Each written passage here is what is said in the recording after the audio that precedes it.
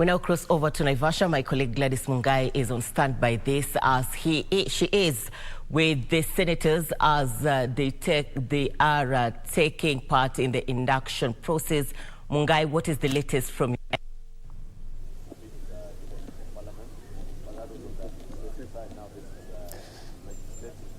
Good afternoon to you, Irene Chuma-Odim. Indeed, like you rightly put it, we are coming to you live from Naivasha, where the induction process for the senators is currently ongoing. This happens to be the second day that senators are just being enhanced on the matters to do with knowledge and skills to ensure that they deliver on their mandate come the commencement of business under the 13th Parliament. And today morning, we had a session on enhancing intergovernmental relations, where we had presentation from the former Speaker of the Senate, that is Honorable Ekwe Thuro, as well as Chief Justice Martha Koome, who addressed senators virtually, as well as a representative, Commissioner Caroline from the Office of the Attorney General, basically trying to tell the legislators on how to sort of ease the deadlock in matters legislation and to ensure that, so to speak, the National Assembly as well as the Senate works in cohesion and ensures that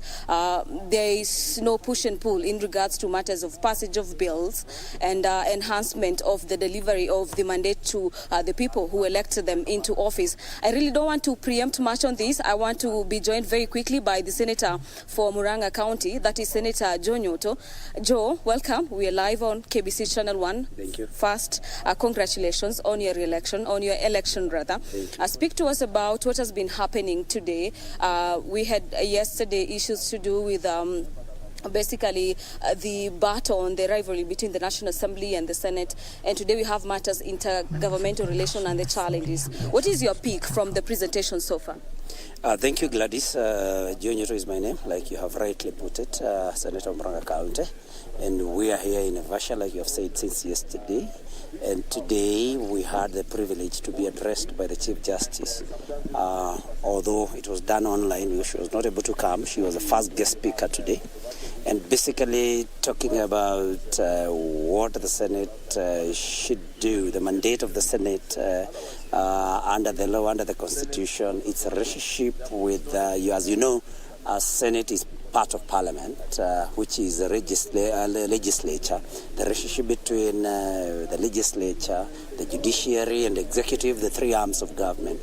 And we have also had a presentation by a representative from the Attorney General's office, basically talking about the same things. And the Speaker Emeritus, the Honorable Ekwe Thuro, was also here, or is still here, and has talked to us about especially the journey that Senate has traveled since 2013, when they didn't even have a chamber and had to be, housed somewhere within a KICC.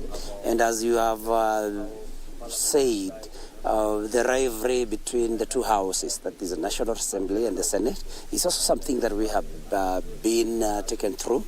And for now, we believe that stalemate will be, we are going to break it because we have good political goodwill.